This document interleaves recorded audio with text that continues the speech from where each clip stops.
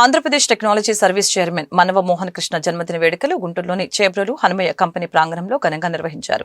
ఈ కార్యక్రమానికి ముఖ్య అతిథులుగా MLA Kalla Madhavi, Andhra Pradesh industrial development corporation chairman Degala Prabhakar, TDP senior నాయకులు తాళ వెంకటేష్ యాదవ్, డాక్టర్ నిమ్మల శేషయ్య, కుటుంబ నాయకులు, కార్యకర్తలు, అభిమానులు పెద్ద ఎత్తున పాల్గొని భారీ కేక్ కట్ చేసి మనవ మోహన్ కృష్ణకు పుట్టినరోజు శుభాకాంక్షలు తెలియజేశారు. సందర్భంగా మనవ మోహన్ కృష్ణ మాట్లాడుతూ, నా పుట్టినరోజున ఇంత పెద్ద ఎత్తున కార్యక్రమం నిర్వహించిన ప్రతి ఒక్కరికి పేరు పేరున ధన్యవాదాలు తెలుపుతున్నట్లు తెలియజేశారు.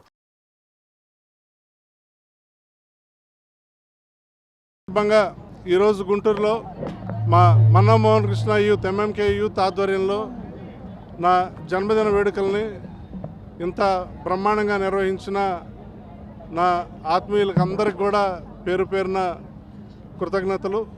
మీరందరూ ఉండటం నా అదృష్టం, నా పూర్వజన్మ సుకృతం.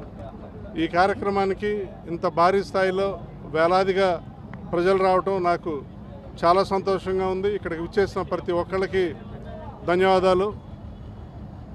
నన్ను ఎప్పుడూ కూడా సొంత కుటుంబ సభ్యుల్లా ఆదరిస్తూ నాకు పార్టీలోనూ ప్రభుత్వంలోనూ అవకాశాలు కల్పించిన ముఖ్యమంత్రి నారా చంద్రబాబు నాయుడు గారికి, అలానే ఐటీ శాఖ మంత్రులు నారా లోకేష్ గారికి కృతజ్ఞతలు.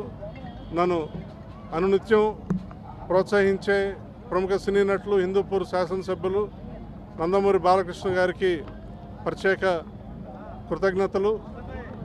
భవిష్యత్తులోనూ అప్పుడు ఇప్పుడు ఎప్పుడూ కూడా నారా చంద్రబాబు నాయుడు గారు, నారా లోకేష్ గారి అడుగుజాడల్లో ఈ ఆంధ్రప్రదేశ్ రాష్ట్ర అభివృద్ధికి, అలానే తెలుగుదేశం పార్టీ తరఫున ప్రజలకు అండగా ఎన్నో కార్యక్రమాలు భవిష్యత్తులోనూ చేస్తానని చెప్పేసి మనం చేసుకుంటున్నాను.